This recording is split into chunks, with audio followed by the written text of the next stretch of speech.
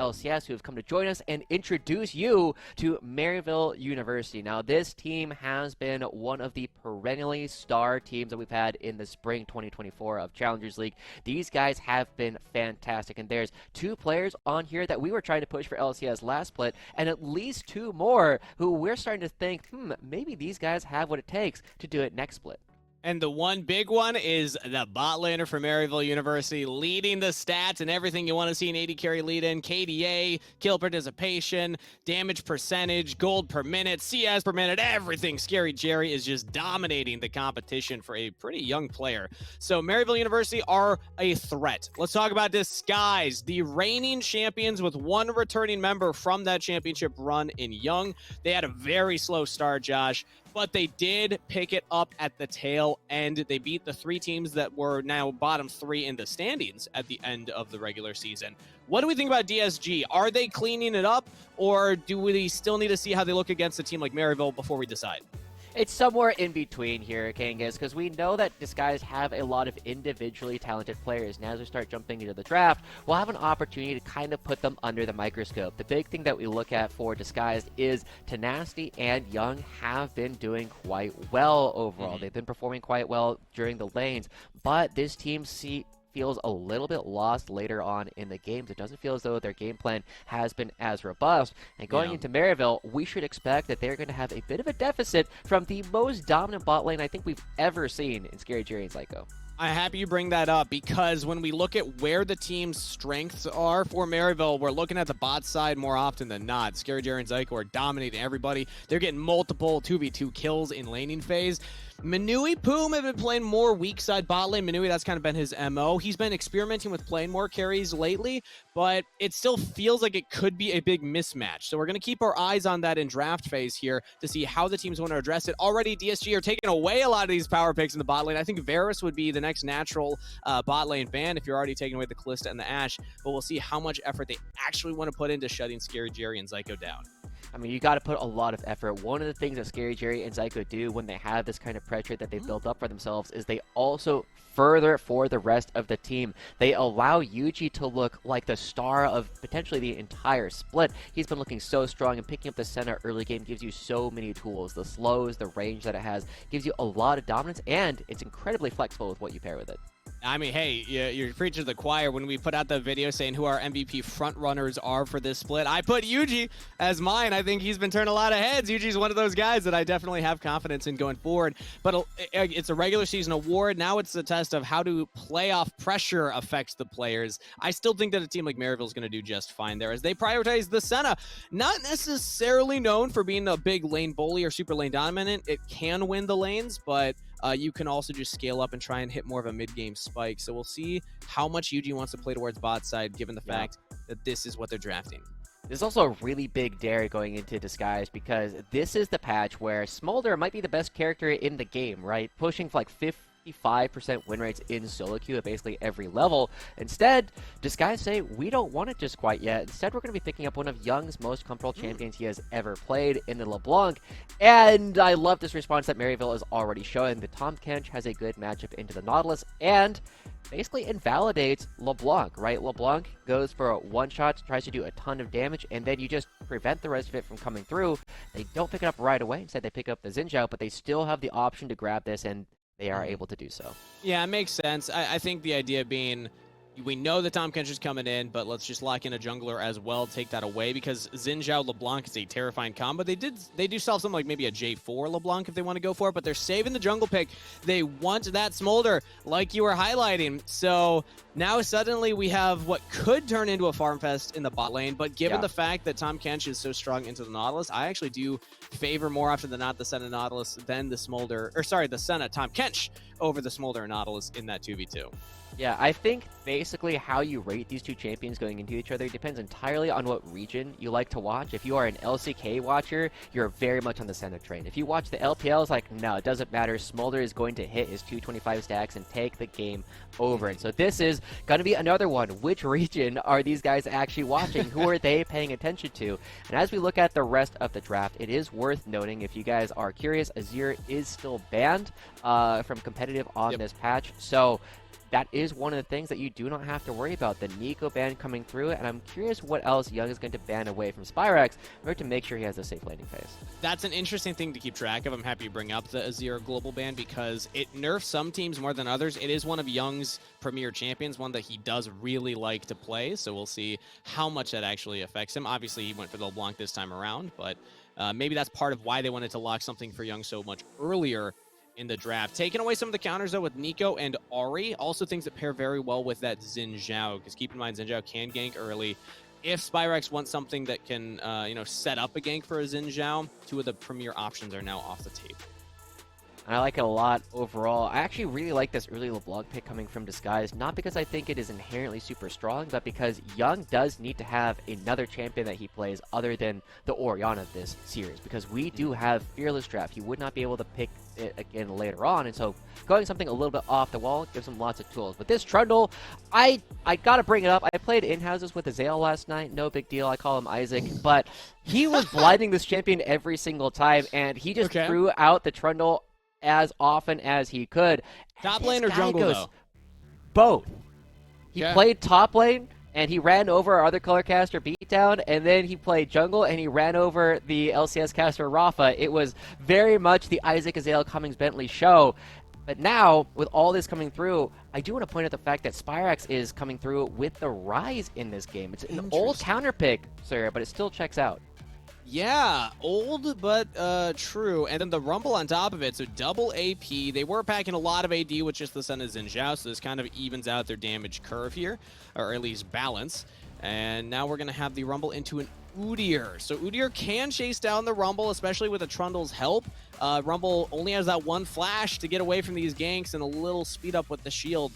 Could be in some danger topside. Now it's going to have to keep that in mind, because when we think about DSG and the identity of this team, it sometimes is let Manui and Poom just play weak side, scale up, and then play through mid and top instead. This kind of feels like that type of team composition. Just let the Smolder keep stacking, get Nautilus onto the Rift, and start roaming around to enable the solo laners. Yeah, it definitely feels as though Disguise could not have asked for a better draft in this first game, right? They have opportunities for their top side to work out. They have something where Manui will be relevant later on in the game.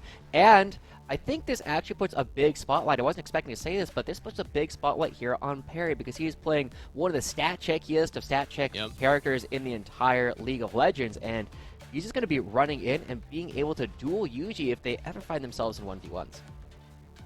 And important to note that over all players, Perry is actually second highest average deaths in the league, but he's also often the primary engage for the team. Trundle not necessarily going to be that full all-in engage. Maybe this is going to be a better recipe for success for DSG, but here we go, loaded onto the Rift for game one of our first series for round one of playoffs on day 2 of LCS Challengers League. MU versus DSG. Spam and chat, who you got? MU if you believe in the collegiate boys, DSG if you think they can bring it back. Oh, we got a dance-off between Niles and Tenacity.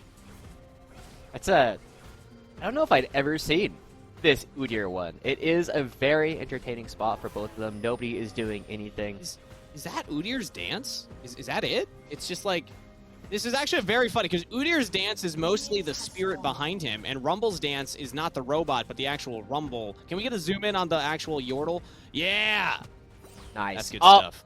We're done. All right, we had a long dance-off there. This is not a dance-off, though. Getting an early help trade against Scary Jerry. They did not have the same sportsmanship that Niles and Tenacity did. That's a lot of damage going into Scary Jerry very early on in the game. Yes, he'll be able to heal it up, but I mean, it gives you a little bit of pressure. He used the summoner spell heal at the same time. These guys are looking to be in a better position than we expected. Now, with this early trading that we're already getting from Disguise, one of the big questions would be, can Scary Jerry and Zyko create enough priority to help out Yuji in some early invades? That has been their MO for MU. That's not going to be possible now with how much pressure has already been put, and the fact that Perry is starting on the bottom side of the map. And we haven't really talked too much about like the minutia of the bot lane matchup, why we favor certain 2v2s, but the way I think about it is Smolder's going to try and farm. Senna's job as the support in this lane is to poke the Smolder. But then Nautilus's job is to try and line up Qs on the Senna when she walks up to hit the dragon, when he's walking up to hit the minions. And if you don't have heal on the Senna, it means that you're that much more vulnerable to that counter engage from Poom. Yeah, there's just not as much damage coming out from Manui, though, so the ultimate pressure will have to come from Perry, and he's already looking for Spyrax. Spyrax is hovering on the wrong side right now, has the flash available, is going to have to use it early.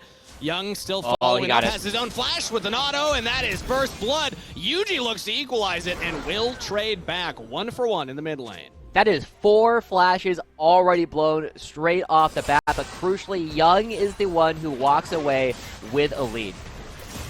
Alright, that goes 5. They could have one turret shot. Yeah, let's get another look here. Spyrax was just hovering the wrong side of the mid lane.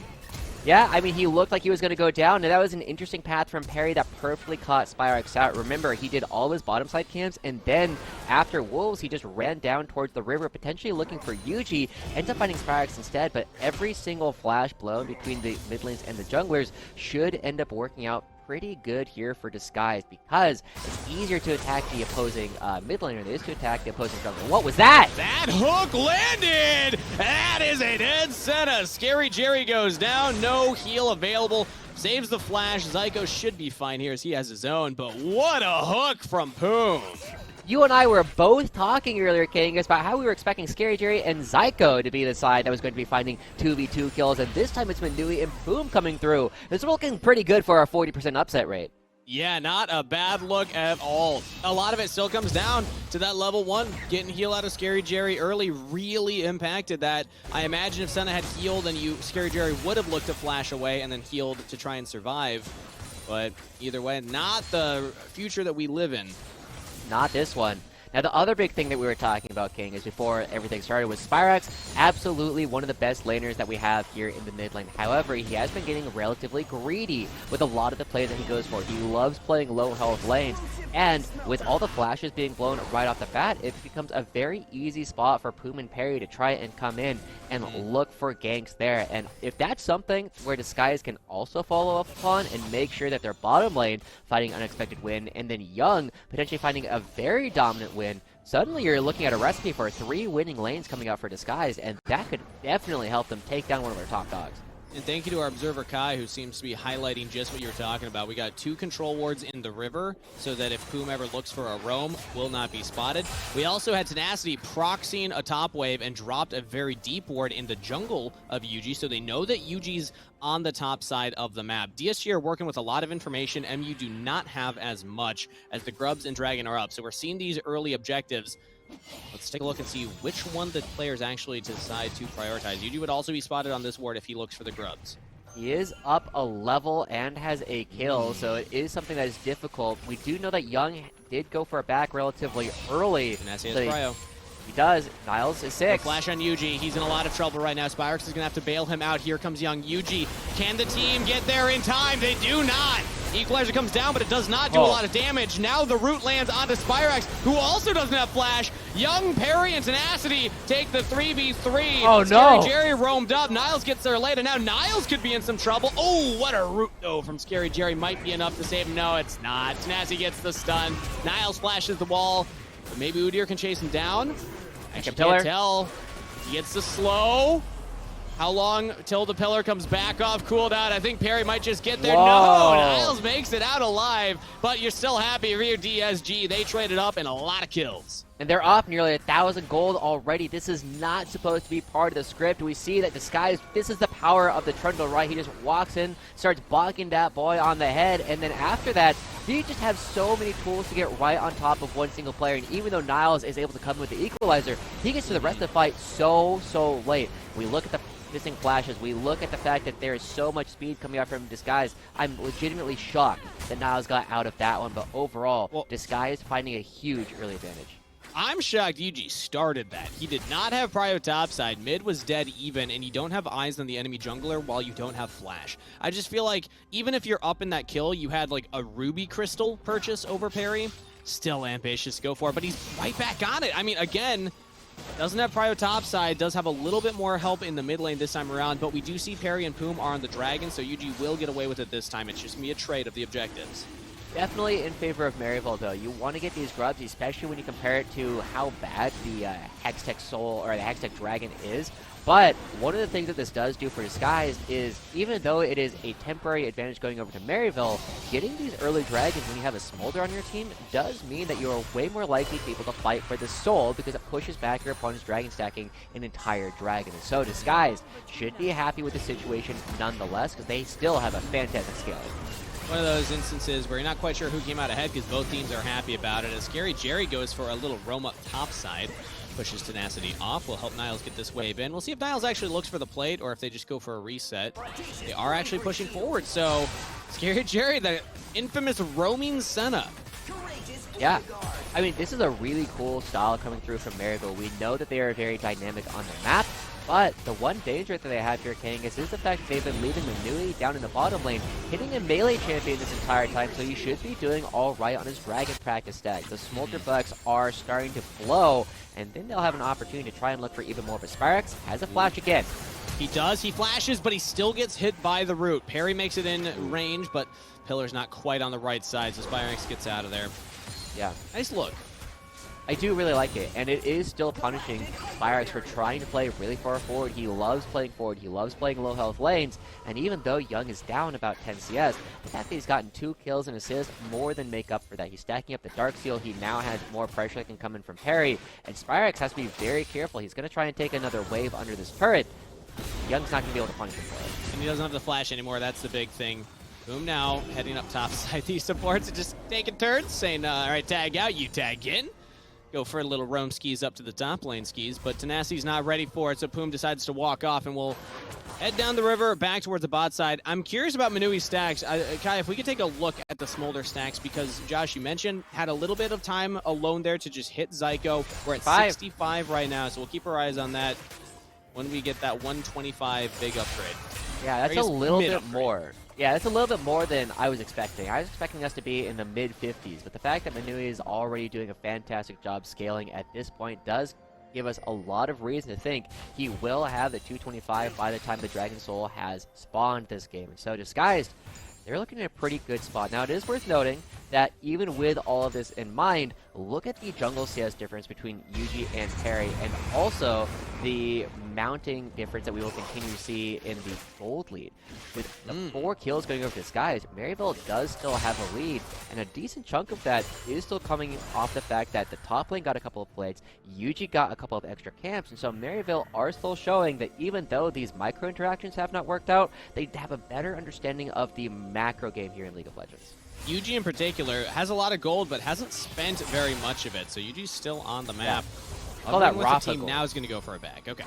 Yeah, we call that Rafa gold when you just sit there with like 3,000-4,000 gold in your inventory and don't spend it. Okay, He's it's not quite there, but yeah. Yeah, not quite there, but still a lot of money that he has not spent just quite yet. But overall, it is still looking very good for Maryville, and I think it's really worth noting how we had the initial expectations for these two teams. We had Maryville, or almost everybody was expecting Maryville to be one of our bottom 2. Now, admittedly, that's when we thought that they were going to have a different roster than the one that has actually played. But Disguise was a team that most people had somewhere between 3rd and 5th on their power rankings. And some people had them first. Some people had them first. I know there's a lot of Disguise fans in chat right now who were very excited about this roster. I give them, there's good reason for it. We'll see. I don't think we're going to see too much of an all-in up here. Yeah, no Leandri's completed for Niles, so can't quite do that much. Tenacity's also going straight magic resist here, realizing with the Spectre's Cowl. But yeah, I mean, going back to the point you had made, I think that expectations for both of these teams were a little swapped from the regular season. Maryville performed exceptionally well. It's felt like a 2-horse race coming into the playoffs between them and FlyQuest. Now Supernova kind of make an argument for themselves. We'll get back to that point because we do have a bit of a scrap here. The Trundle Pill is already down. Yuji's looking to fight Young and just forces Young away from there. Nicely played as the supports are hanging out around the area. Now Niles might be a little caught out, but they have that control ward. Very pesky. They can play into that brush very safely. Now they cannot, so DSG, it looks like they currently have some more control over the grubs, especially with Manui taking the time to roam up here early. Yeah, everybody is here. Remember, it's 3 grubs already in Maryville as they are now trying to take control. They just need to get 2 of these in order to get the Twitch shatters. Or just going for the fight. We're engaging on a parry. Yuji jumps right in onto the enemy jungler, flashes forward. They want to keep it going, and they roll more bin as well. Spirax with the flanking rise ultimate. They do lose one. Young takes down Yuji. Boom flashes away. Niall's in a lot of trouble, but Manui just can't get into the fight here. The Smolder's not going to do that much damage this early in the game anyway. And they also just lost their artillery. Young's out of there. LeBlanc falls, so MU walk away feeling fantastic about that fight.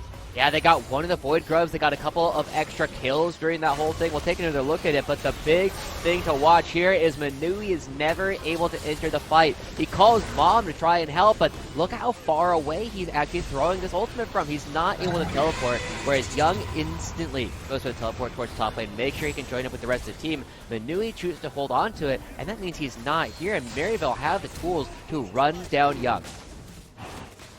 Very close fight. It felt like DSG should have had the advantage because of where Manui was at the start of the grubs, but then MU catch up, and they're able to now go for even more. Trying to remember the total grub count, or is this going to be all 6 of them? That's all 6 to MU. That is pretty scary. They're going to take these turrets very fast now. Yeah, and that does mean, again, congratulations to all of Twitch chat. You're able to come in and help these guys out every single time they go for one of these structures. These structures fall so quickly, and also giving over money directly to Zyko on this Tom Kench. He's going to be way tankier than a lot of supports typically are. And Young sees Yuji. Doesn't have flash, but still should be able to get away. Wind becomes lightning. It's a knock-up. Yuji, do you have the damage? Yeah, that would have been crazy. You actually kill Young right there. But just pushing him off from the turret, so he can't even hit the wave. And we're going to have to start naming these Twitch shatters. I think one of those was hold on. We got to get Either a fight. way, they got the turret. Yeah, all right. I mean, good job, Sean, helping to take down that one. Now Disguise have to give up some ground because as the turret falls, they lose control of more of their side of the map. Disguise starting to fall behind despite the fact that they are up in kills. Maryville have shown a bit more patience with a lot of the plays that they have actually gone for. Now, the one thing, again, we always have to keep track of how many stacks does he have. 117 at 14 minutes. This will speed up. They already have 2 dragons to their name. I don't want to say Disguise is favored to win, but they should be feeling pretty okay with this situation so far. It's all about how much work Maryville can do over Dragon 3, Dragon 4, and win the first Baron spawn. Maryville should be stronger around all of those breakpoints. I will say Maryville don't completely lack scaling themselves. Senna still can get to that point where you're like 2-3 shotting a Smolder. And Spirax on the Rise build, building the Rod of Ages into the Seraphs. He's going to be deceptively tanky and scale very well into the game as well. But you are right that every time that Smolder hits that point, it just feels like the game is so much harder to win. So we'll keep our eyes on that. And now that Manui's gotten out of the bot lane, it's easier. We see this quite often. You get the Smolder into the mid lane, and from this position, he's able to get the Raptors, he's able to get the Wolves, he's able to get the mid wave, just try and funnel everything into the Dragon. Yeah, and this also when you tend to get a lot of...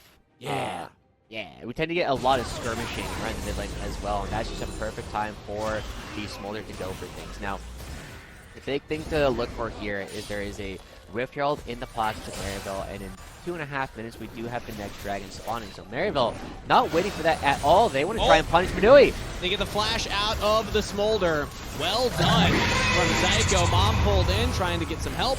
The Herald will charge, and now Yuji pops out of there. Could be in trouble. Has the ultimate available, though, so no damage is going to come through. Now Tenacity caught out from the rest of the team. He went in while everyone else said, "We can't help you, buddy." That's the Xin Zhao popping ultimate. Equalizer comes down. This turret is not long for the world with the help of the little Twitch shatters, as you like to call them, Josh.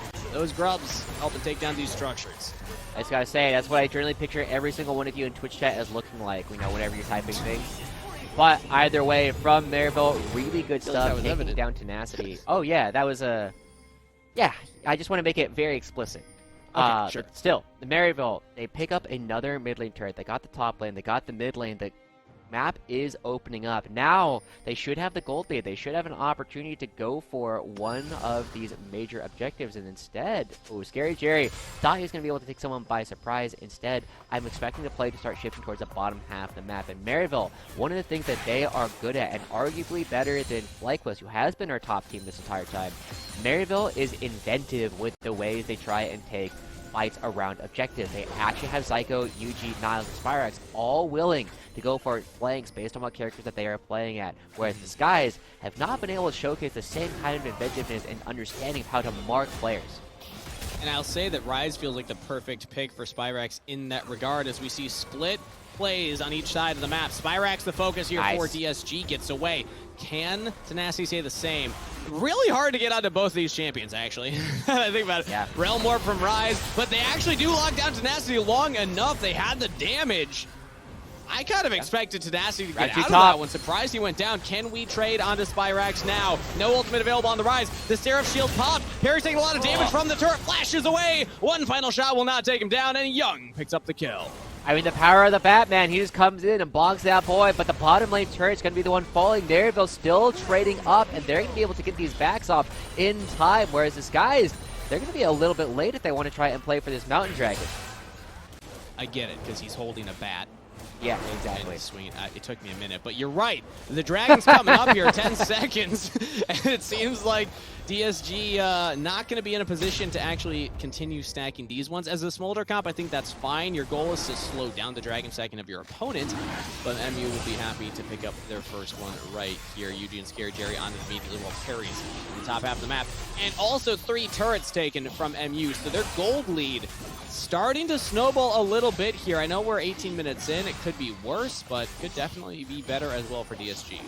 Yeah, I also want to say that if DSG were planning to play for this top lane turret anyway, I feel it was a bit rough for all the Skies to back away. We saw Perry going down to go pick up the blue buff. We saw Young go for a full-on back, and it means that there's now a perfect opportunity for Maryville. They got to respond in time. Even though the turret does die, now Young and Perry have to be very careful about moving into the jungle or even the river on the side of the map, and it gives Maryville the perfect excuse to start establishing vision control on the top side of the map. And with the Baron spawning in a minute, it becomes more and more dangerous for these guys to be here. But MU, they don't find anything. They send everybody topside to do exactly what you were saying. You know, hey, we see a bunch of people up there. Maybe we can overload that side of the map. But then they lose track of the bot side. Tenacity can get a wave shoved in and actually takes a second turret now for DSG. So they kind of converted the second half of that play. It felt really good for MU at first, but the fact that DSG get 2 turrets to their name now, they get 1,000 gold back in their pocket. Pretty good play from both teams, honestly. And that was the question, was how clean is DSG going to look? You know, they were able to take down AoE, Lit, Mirage. That's fine. Those are the 3 teams that happen to be below them in the standings. How clean are they going to look against the best teams in the league? And I'd say so far they're holding their own against MU. So far, yeah, it's been one of this guy's better games so far. And at the same time, I also love the gold popping up because there's no massive individual differences anywhere across the map, right? The Senna lane is already throwing things that are a little bit weird. But, you know, Niles, Yuji have small advantages. Trax has a small disadvantage because of how many kills have gone over to Young, and we get to see the gross hands on the Baron yet again. But the Skies we don't have to bring it up every time. I have to. It is part of my charm. I don't have a lot of things, Kangas, so you gotta let me have this. This is your thing? Are you this sure is you my want this thing. to be your thing? I don't think it's too late to... Okay, well... Kai loves it because it means that Kai gets to show off the gross hands. How nice their nails are. All right, anyway. Back to life. Nasty chasing down Niles. This is the trouble with the Rumble lane. You don't have a lot of defensive options, and the Udyr can just kind of run you down. Yeah. Getting, you know, a decent amount of HP, but it is still an opportunity for what we're looking at coming up because it is still opportunities for these guys to start poking around this Baron. They will be getting Smolder online relatively soon. I thought that Young snapped back and didn't get over the wall. I was like, what just happened? Oh, that would have been bad. That would have been very bad. That would have been very bad. Yeah. But looking at this, we got to get another check-in with... Yep, there it is, 217. This is actually a pretty early opportunity for Manui. He's going to be hitting this 225 at the time that Dragon 4 spawns. He can actually start looking at it for this upcoming Baron. And that means that suddenly, we were looking at Perry potentially being one of the major players in this game. It's actually about to flip to Manui. It's suddenly going to become this little dragon. He's had enough practice throughout the course of the game, and Manui, a player that we are so used to seeing play weak side, has been able to weak side his game right on up to being the strongest player. Just hit it right there. So Manui's able to jump in. Now a lot of damage coming through. Yuji cut out of position, has to use the ultimate just to survive as the rest of MU are actually fancying themselves a fight here. Manui doesn't have the team with him, has to flash over the wall. Surprised him, you took it, but they are rewarded. Flash forward from Poop. He wants to continue it. He gets popped instantly, but did he buy enough space? Did he buy enough time? Young jumps in there. Manui knocked up. Nice engage from Psycho, and the Dragon goes down, only trading 1 kill. Oh, DSG are going to want that one back. MU are right onto the Baron. And there is no jungler. Disguise lose way too many people in that fight. They're way too low. You could try and teleport Tenacity, but it'll be too late for anything to work out. A huge fight going in favor of Maryville. And we were just talking about how Manui was set up to be a star, but he played it too safe. He did not play a line where he could do damage. We'll get to see it once again in just a moment. Yeah, let's take another look at this replay, because it felt like if we pick Yuji, it's great, but the fact that MU find the re-engage, I mean, props to them.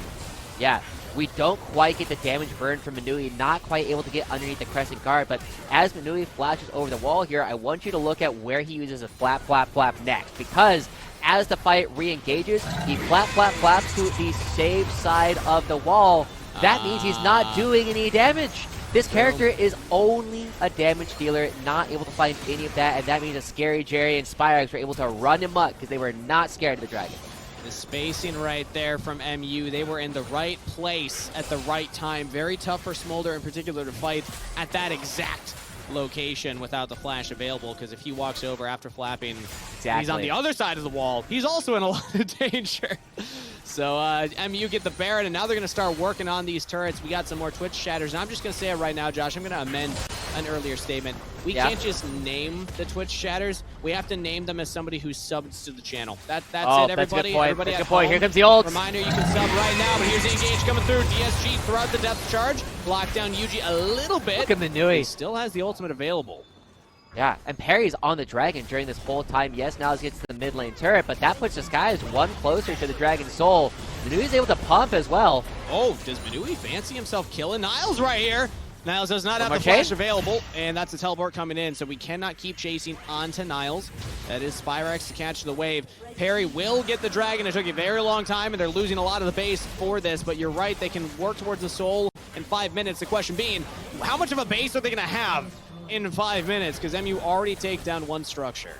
The whole thing about this game suddenly becomes, can Disguise manufacture the right fight? They fight Spyrex, no flash! Perry just walks up here and he interrupts the Realm Orb with the pillar. Spyrex caught completely out of position, but now who's catching who? Perry! It's turned around onto the jungler, Maryville. The backup comes from top lane, and they save their mid laner. The trap jaws close around Perry. It looked so good, but just as you called out, they were looking to get their backs off, and then they did not need to as soon as Spyrex gets jumped on. And now this becomes the real question, right? We still have the last bits of the Rally Cry Baron buff. Because Perry goes down and there's nothing to trade for, this could be Maryville opening up even more of the base. You just want to clear out the wave, prevent Maryville from walking in and taking another inhibitor turret. That should detract Maryville from pushing much further. They want to go for resets. They've been on the map for quite a while.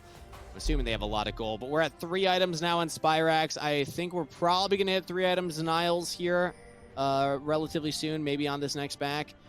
So Maryville, they have a gold lead. They've snowballed it pretty big. Uh-oh. DSG are going to have to try and hope that Smolder is enough. Tenacity all alone here. Perry's nearby, but thankfully Tenacity's got a lot of magic resist. So Spyrex is going to be the one pumping the most damage right there. Can't quite get through him. Yeah. It's also worth noting, we've been talking a lot about Smolder Flex.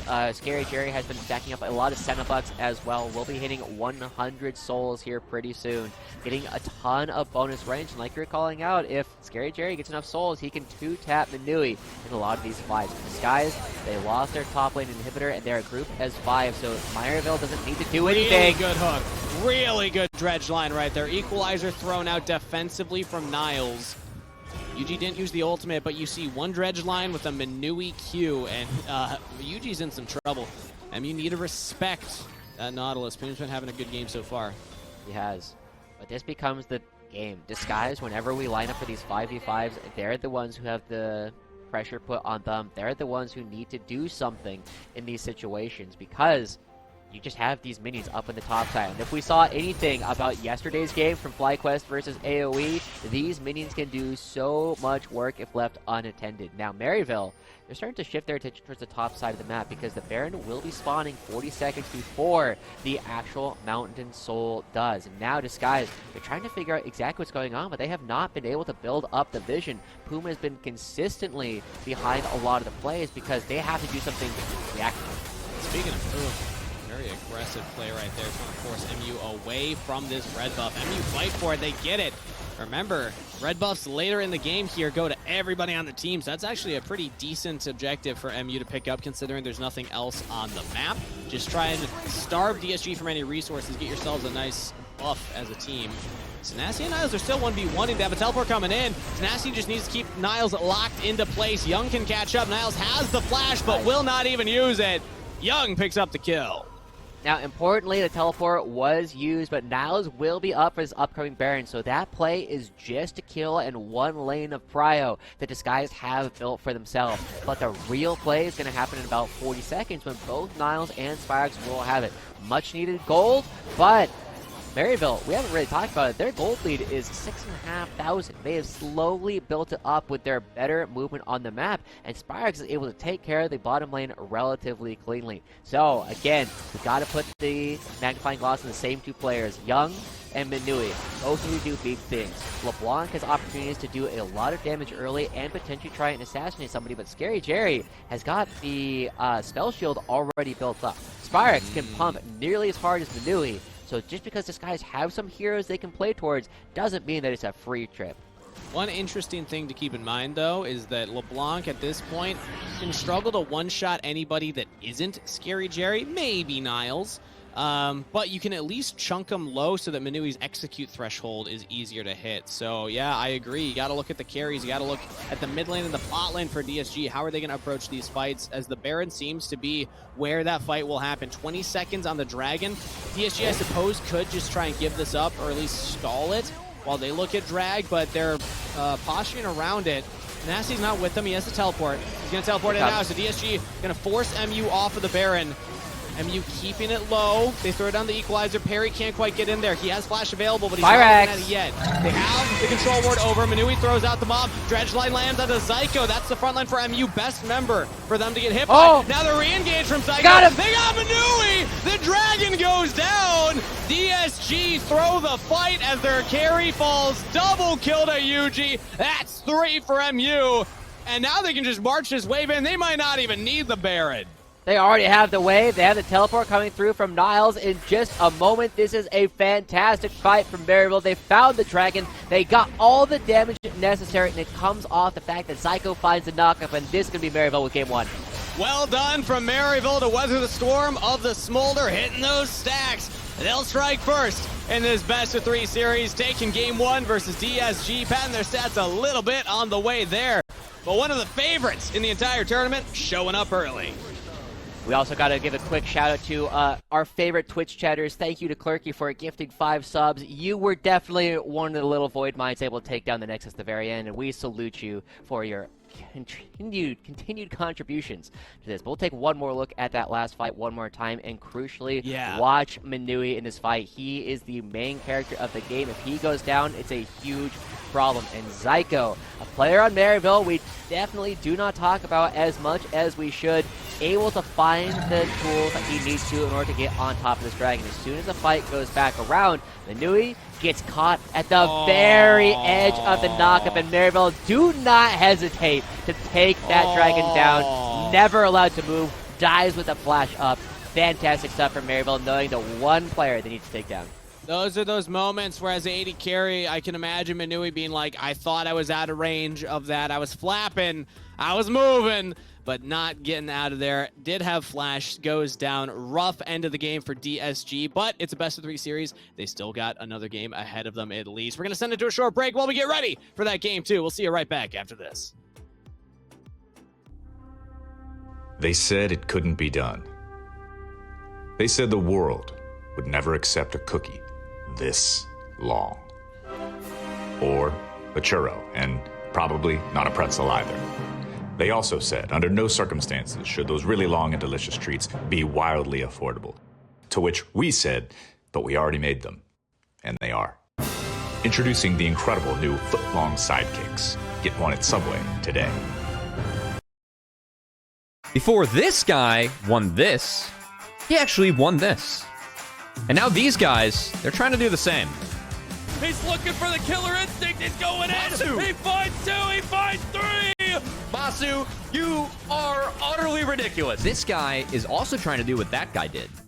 And he didn't win one of those, but he did win this. Welcome to the new era. A toast to our champions, Disguised. This guy played one split of LCS and then made semis at Worlds. It's been a long journey, but I'm happy to be here now. He's always been really good, but he finally made the comeback. Oh, and he did it with this guy. This guy won Academy, and he had some dreams. I want to be like the best NA mid laner to go to Worlds, right? Dokla, however, very, very low. Reinforced by the Senna ultimate. And the Pop Blossom is so awesome. This kid? Yeah, this kid. He actually didn't win an Academy, but a lot of people thought he was good, and boy, were they right. This guy made Worlds his very first year as a player. It took him a while to get back. He even played with this kid. But then, they did all of this together. Nobody thought they'd win LCS. Nobody thought they'd beat G2. It's time to change your mind.